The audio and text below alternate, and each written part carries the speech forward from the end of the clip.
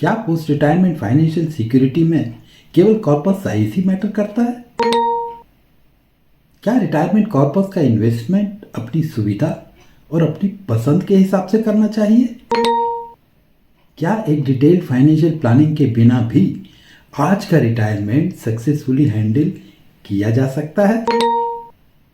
नमस्कार दोस्तों, मैं हूं आपका दोस्त मनीष कांत वर्मा।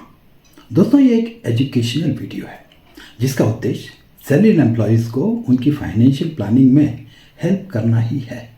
तो दोस्तों, नॉर्मली हर एक सैलरीड एम्प्लॉय का एक परसेप्शन जैसा होता है कि एक बड़ा रिटायरमेंट कॉर्पस ही रिटायर्ड लाइफ की फाइनेंशियल सिक्योरिटी की गारंटी हो सकता है।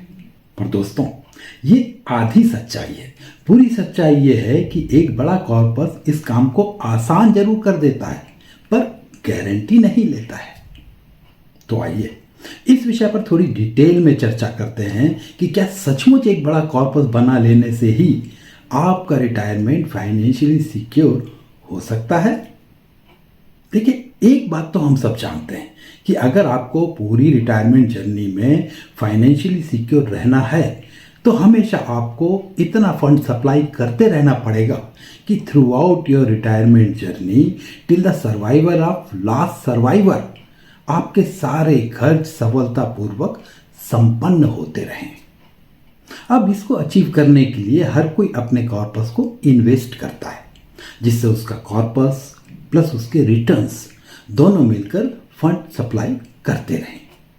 पर समस्या तब होती है जब कोई उसका कॉर्पस बड़ा होने के कारण इतना कॉन्फिडेंट हो जाता है कि उसको अपने रिटायरमेंट की चैलेंजेस को ध्यान में रखते हुए एक डिटेल्ड फाइनेंशियल प्लानिंग करने की जैसे ज़रूरत ही महसूस नहीं होती है, और फिर वो जस्ट एक वर्किंग लेवल की प्लानिंग करके ही संतुष्ट हो जाता है।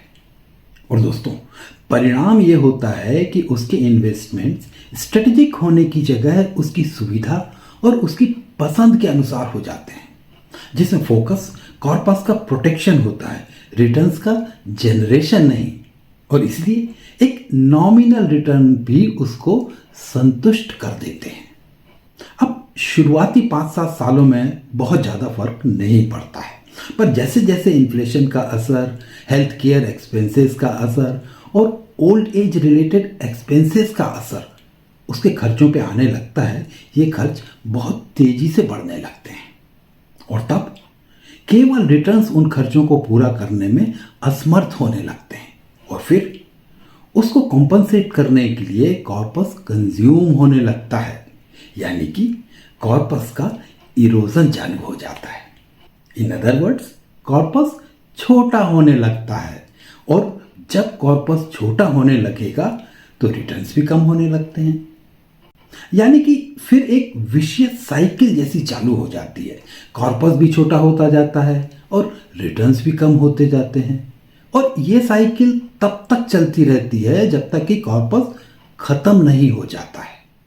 और परिणाम ये होता है कि कुछ ही वर्षों के बाद जब आपको ये रियलाइज होने लगता है कि आपका कॉर्पस तेजी से छोटा हो रहा है, आप अपने खर्चों के प्रति सजग होने लगते हैं, और हो सकता है कि उसके कुछ वर्षों के बाद आपको अपने खर्चों को कंट्रोल करना चालू करना पड़े, क्योंकि जब कॉर्पस का साइज तेजी से घटता हुआ दिखता है तब ये डाउट होना स्वाभाविक जैसा हो जाता है कि अब ये बचा हुआ कॉर्पस लास्ट सर्वाइवर के जीवित रहने तक उसका साथ दे भी पाएगा कि नहीं। इनफैक्ट इसके अलावा दूसरा कोई विकल्प होता भी तो नहीं है।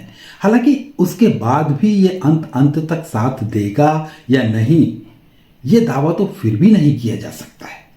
इसलिए दोस्तों, कितना भी बड़ा कॉर्पस हो, ऐसी रिस्क कभी नहीं लेना चाहिए, क्योंकि आपको ये समझना जरूरी है कि केवल कॉर्पस ही आपकी फाइनेंशियल सिक्योरिटी निर्धारित नहीं करता है, बल्कि बहुत सारे दूसरे फैक्टर्स भी आपकी फाइनेंशियल सिक्योरिटी में डिसाइसिव रोल प्ले करते हैं। चाहे वो आपके खर्च हों, चाहे वो आपके इन्वेस्टमेंट्स हों, और चाहे वो दूसरी कोई भी फाइनेंशियल चैलेंजेस हों।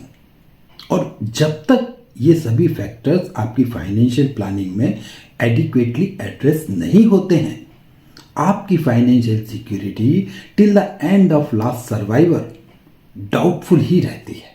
इसलिए दोस्तों, कॉर्पस क्रिएशन को जस्ट एक माइलस्टोन ही समझना चाहिए, डेस्टिनेशन नहीं।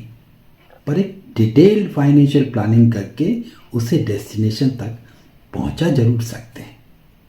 तो दोस्तों, रिटायरमेंट प्लानिंग से संबंधित हर एक पहलू पर, उनकी बारीकियों पर हम आने वाले वीडियोस में और डिटेल में डिस्कशन करते रहेंगे। बस आप हमारे साथ इसी तरह बने रहिए। नमस्कार।